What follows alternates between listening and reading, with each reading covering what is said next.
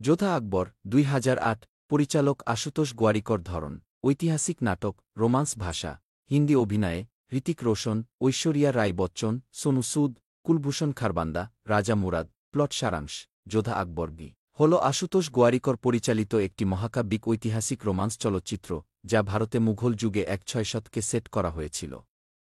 ছবিটি সম্রাট আকবর হৃতিক রোশন অভিনয় করেছেন এবং রাজপুত রাজকন্যা যোধাবাই ঐশ্বরিয়া রায় বচ্চন অভিনয় করেছেন। এর মধ্যে রাজনৈতিক জোট এবং শেষ প্রেমের গল্প বলে। মুভিটি সুন্দরভাবে মুঘল এবং রাজপুতদের মধ্যে সাংস্কৃতিক এবং ধর্মীয় সম্প্রীতিকে ক্যাপচার করে, পাশাপাশি মুঘল সাম্রাজ্যের মহিমা ও ঐশ্বর্যকেও প্রদর্শন করে। প্লট জালালউদ্দিন অপ্রাপ্তবয়স্ক সম্রাট মুঘল সাম্রাজ্য দ্বারা শেখানো হয় বৈরাম খান নির্দয়ভাবে শাসন করা, পরাজিত বিরোধীদের হত্যা করা যুদ্ধ। বহু বছর পরে অন্য একটি যুদ্ধের পর একজন প্রাপ্তবয়স্ক জালালউদ্দিন বৈরাম খানকে প্রথমবারের মতো অস্বীকার করেন, সিদ্ধান্ত নেন যে করুণা সম্মান এবং কূটনীতি তার এগিয়ে যাওয়ার পথ হবে। যোধা এর মেয়ে রাজা ভরমল এর অ্যাম্বার রাজ্য আজবগডের যুবরাজ রতন সিং এর সাথে বিবাহবন্ধনে আবদ্ধ হয়। রাজা ভরমল ঘোষণা করেন যে তার ছেলে ভগবন্ত দাস তার উত্তরাধিকারী হবেন এবং যোধার চাচাতো ভাই সুজামল, যাকে তিনি ভগবন্ত দাসের পরিবর্তে রাজার উত্তরাধিকারী হতে চান, তাকে তার অধীনে কাজ করতে হবে। সুজামাল, যিনি তার ন্যায্য সিংহাসন থেকে বঞ্চিত, রাগান্বিত হয়ে জালালউদ্দিনের শ্যালক শরীফ উদ্দিন হুসেনের সাথে যোগ দিতে রাজ্য ত্যাগ করেন, যার সম্রাট হওয়ার নিজস্ব উচ্চাকাঙ্ক্ষা রয়েছে। রাজা ভারমল জালালউদ্দিনের কাছে শান্তির প্রস্তাব দেন, সম্রাটের সাথে তার মেয়ের বিয়ে দিয়ে সম্পর্ক জোরদার করার প্রস্তাব করেন। জালালউদ্দিন রাজি হন, কিন্তু এর ফলে ভারমলের অন্যান্য রাজাদের সাথে মিত্রতা ভেঙে যায় রাজপুতানা সহ রানা উদয় সিং। যোধা রাজনৈতিক মোহনায় পরিণত হওয়াতে বিরক্ত। সে সুজামলকে একটি চিঠি লেখে তাকে উদ্ধার করার জন্য অনুরোধ করে, কিন্তু পাঠায় না। যোধা জালালউদ্দিনের সাথে সাক্ষাতের জন্য অনুরোধ করে এবং দাবি করে যে তার বিয়ের পরেও তাকে তার ধর্ম পালন করার অনুমতি দেওয়া হবে এবং তার জন্য একটি হিন্দু মন্দির তৈরি করা হোক। আগ্রা দুর্গ ১-০ তাকে অবাক করে দিয়ে জালালউদ্দিন রাজি হন। তাদের বিয়ের পর যোধা জালালউদ্দিনের সাথে অনিচ্ছুক আচরণ করে এবং তারা তাদের বিয়ে সম্পন্ন করে না। তিনি যোধাকে আশ্বাস দেন যে তারা জিনিসগুলিকে জায়গায় পড়তে দেবে। সম্রাটের পালক ভাই আদম খান, জালালউদ্দিনের সেবিকা ও নানির ছেলে, মহামঙ্গ, জালালউদ্দিনের প্রধানমন্ত্রীকে হত্যা করে আটগাহ খান তার নিজের যুদ্ধাপরাধ ফাঁস হওয়া থেকে রোধ করার জন্য ক্ষোভের বশবর্তী হয়ে জালালউদ্দিন আদমকে প্রাসাদের ছাদ থেকে নিচে ফেলে দিয়ে মৃত্যুদণ্ড কার্যকর করেছে, যোধা দেখার অজান্তেই।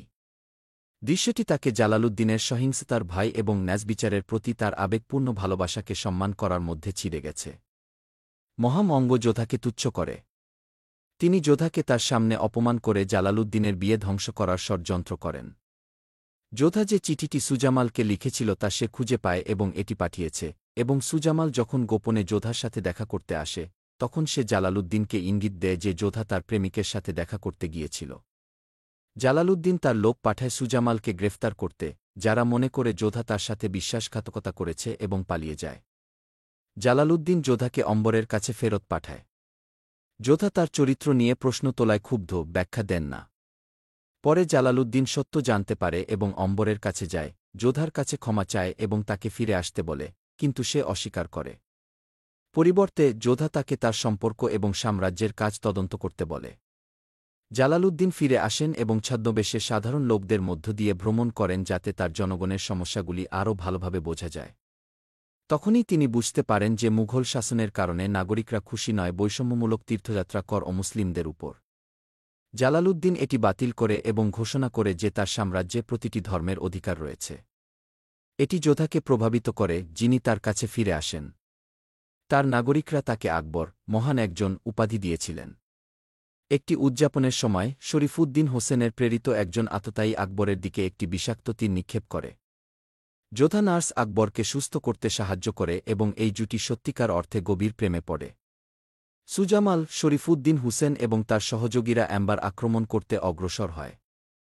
সুজামাল শরীফুদ্দিন সম্রাটকে হত্যার ষড়যন্ত্র করার কথা শুনে তিনি আকবরকে এই ষড়যন্ত্র সম্পর্কে সতর্ক করার জন্য দ্রুত চলে যান। শরীফুদ্দিনের সৈন্যরা সুজামালকে তাড়া করে এবং তাকে তীর ছুঁড়ে মারে। মৃত্যুর আগে তিনি সম্রাটকে আক্রমণের বিষয়ে সতর্ক করতে সক্ষম হন।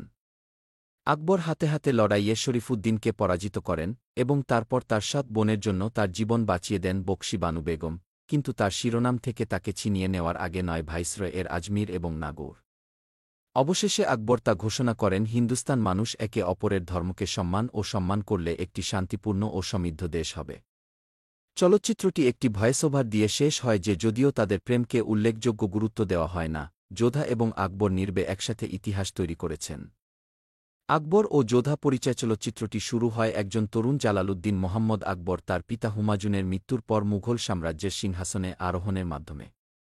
আকবরকে একজন দূরদর্শী নেতা হিসেবে চিত্রিত করা হয়েছে যিনি তার শাসনাধীন ভারতের বিভিন্ন অঞ্চলকে একত্রিত করতে চান। তার সাম্রাজ্যকে শক্তিশালী করতে এবং জোট গঠনের জন্য আকবর আমেরের রাজপুত রাজ্যের সাথে একটি বিবাহ মৈত্রীর প্রস্তাব করেন। সাংস্কৃতিক ও ধর্মীয় পার্থক্য থাকা সত্ত্বেও তিনি আমের রাজা ভরমলের কন্যা কুলভূষণ খারবান্দা অভিনয় করেছেন যোধাবাইকে বিয়ে করতে সম্মত হন। যোধা একজন দ্বিধিচ্ছা এবং ধর্মপ্রাণ হিন্দু রাজকন্যা প্রাথমিকভাবে এই বিয়েকে বিরক্ত করেন কারণ তিনি এটিকে প্রেমের মিলনের পরিবর্তে রাজনৈতিক ব্যবস্থা হিসাবে দেখেন। যাই হোক, তিনি এই শর্তে বিয়েতে সম্মত হন যে তাকে তার হিন্দু ধর্ম পালন করতে এবং মুঘল দরবারে তার সাংস্কৃতিক পরিচয় বজায় রাখার অনুমতি দেওয়া হবে। বিবাহ এবং প্রাথমিক সংগ্রাম আকবর এবং যোধার বিবাহ একটি পাথুরে নোটে শুরু হয়। যোধা বিবাহকে পরিপূর্ণ করতে বা এমনকি আকবরের সাথে কথা বলতে অস্বীকার করে। তিনি তার স্বাধীনতা জোরদার করতে এবং একটি রাজনৈতিক জোটে নিছক প্যাদা হিসাবে বিবেচিত হওয়াকে প্রতিরোধ করতে বদ্ধপরিকর। তার ঠান্ডা আচরণ সত্ত্বেও আকবর যোধার শক্তিতে আগ্রহী হন এবং তার বিশ্বাসের পক্ষে দাঁড়ানোর জন্য তাকে সম্মান করতে শুরু করেন। আকবর যখন যোধার হৃদয় জয় করার চেষ্টা করেন তখন তিনি তার নিজের দরবারীদের বিরোধিতার সম্মুখীন হন যারা রাজপুতদের ক্রমবর্ধমান প্রভাব সম্পর্কে সতর্ক। যোধার সাথে সত্যিকারের সম্পর্ক গড়ে তোলার আকাঙ্ক্ষার সাথে সম্রাট হিসেবে তার দায়িত্বের ভারসাম্য রক্ষায় আকবর যে চ্যালেঞ্জগুলির মুখোমুখি হন তা এই চলচ্চিত্রটি অন্বেষণ করে। সাংস্কৃতিক ও ধর্মীয় সম্প্রীতি কি যোধা আকবর কি এর কেন্দ্রীয় থিমগুলির মধ্যে একটি হল মুঘল এবং রাজপুতদের মধ্যে সাংস্কৃতিক ও ধর্মীয় সম্প্রীতি। আকবর ধর্মীয় সহনশীলতার নীতির জন্য পরিচিত, যোধার বিশ্বাস এবং ঐতিহ্যকে সম্মান করার জন্য তার পথের বাইরে চলে যায়। এমনকি তিনি প্রাসাদের মধ্যে তার জন্য একটি মন্দির তৈরি করেন এবং তার সমর্থন দেখানোর জন্য হিন্দু আচার অনুষ্ঠানে অংশগ্রহণ করেন। যোধা পালাক্রমে আকবরকে একজন করুণাময় এবং ন্যায়পরায়ণ শাসক হিসাবে দেখতে শুরু করে যিনি সত্যিকারের তার জনগণের যত্ন নেন। তার প্রাথমিক বিরক্তি ধীরে ধীরে প্রশংসা এবং ভালোবাসায় পরিণত হয় কারণ তিনি তার সাম্রাজ্যের বিভিন্ন সম্প্রদায়কে একত্রিত করার জন্য আকবরের প্রচেষ্টার সাক্ষী হন। দ্বন্দ্ব এবং সমাধান মুঘল দরবারে রাজনৈতিক দ্বন্দ্ব এবং ক্ষমতার লড়াইয়ের কথাও এই চলচ্চিত্রে তুলে ধরা হয়েছে। আকবরের ৭ ভাই শরীফউদ্দিন হুসেন নিকিতিন ধীর অভিনয় করেছেন, তার বিরুদ্ধে ষড়যন্ত্র করেন যার ফলে একাধিক যুদ্ধ এবং বিশ্বাসঘাতকতা হয়। যোধা এই অস্থির সময়ে আকবরের পাশে দাঁড়িয়েছেন, তার আনুগত্য এবং ভালোবাসা প্রমাণ করেছেন। ছবির ক্লাইম্যাক্স আকবরকে হত্যার ষড়যন্ত্রের চারপাশে আবর্তিত হয়, যা যোধা সাহসিকতা এবং দ্রুত চিন্তাভাবনা দ্বারা ব্যর্থ হয়।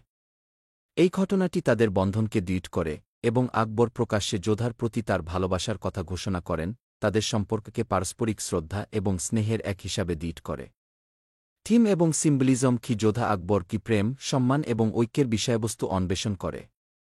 চলচ্চিত্রটি সাংস্কৃতিক ও ধর্মীয় সম্প্রীতির গুরুত্বের উপর জোর দেয়, আকবরকে একজন দূরদর্শী নেতা হিসেবে চিত্রিত করে যিনি বিভিন্ন সম্প্রদায়ের মধ্যে দূরত্ব দূর করতে চেয়েছিলেন। আকবর এবং যোধার মধ্যে প্রেমের গল্প ভারতের বিভিন্ন সংস্কৃতির ঐক্যের রূপক হিসাবে কাজ করে। ছবিটি যোধায়ের শক্তি এবং স্থিতিস্থাপকতাকেও তুলে ধরে, যিনি তার বিশ্বাসের পক্ষে দাঁড়িয়েছেন এবং তার স্বামী এবং তার আদালতের সম্মান অর্জন করেছেন। তার চরিত্র পুরুষতান্ত্রিক সমাজে নারীর ক্ষমতায়নের প্রতীক।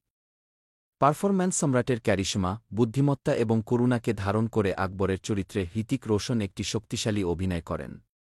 আকবরের একজন তরুণ, উচ্চাভিলাষী শাসক থেকে একজন জ্ঞানী এবং ন্যায়পরায়ণ সম্রাটে রূপান্তরের তার চিত্রণটি সংক্ষিপ্ত এবং বাধ্যতামূলক। ঐশ্বরিয়া রাই বচ্চন যোধা চরিত্রে উজ্জ্বল, তার ভূমিকায় করুণা, শক্তি এবং দুর্বলতা নিয়ে এসেছে। হৃতিক রোশনের সাথে তার রসায়ন স্পষ্ট, তাদের অনস্ক্রিন রোম্যান্সে গভীরতা যোগ করে। সোনু সুদ, কুলভূষণ খারবান্দা এবং রাজা মুরাদ সহ সমর্থক কাস্টরা দৃঢ় পারফরম্যান্স প্রদান করে, যা চলচ্চিত্রের জাঁকজমক এবং মানসিক প্রভাবে অবদান রাখে। সিনেমাটোগ্রাফি এবং সঙ্গীত মুঘল সাম্রাজ্যের জাঁকজমক ও ঐশ্বর্যকে ধারণ করে কিরণ দেওহাসের চলচ্চিত্রের সিনেমাটোগ্রাফি দৃশ্যত অত্যাশ্চর্য। বিস্তৃত সেট, জটিল পোশাক এবং শ্বাসরুদ্ধকর ল্যান্ডস্কেপ একটি মনোমুগ্ধকর ভিজুয়াল অভিজ্ঞতা তৈরি করে। সঙ্গীত এ.আর. রহমান ছবিটির একটি বিশেষত্ব। জশনে বাহারা, আজিমোশান শাহেনশাহ, এবং কি খাজা মেরে খাজা কি এর মতো গানগুলি সুরেলা এবং ভালো কোরিওগ্রাফি করা হয়েছে, যা চলচ্চিত্রটির আবেগগত এবং সাংস্কৃতিক সমৃদ্ধি যোগ করেছে।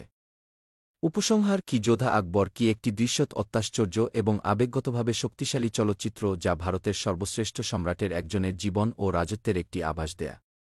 সাংস্কৃতিক এবং ধর্মীয় সম্প্রীতির উপর চলচ্চিত্রের জোর, এর দুর্দান্ত দৃশ্য এবং আকর্ষণীয় অভিনয়ের সাথে মিলিত, এটি একটি স্মরণীয় সিনেমাটিক অভিজ্ঞতা করে তোলে।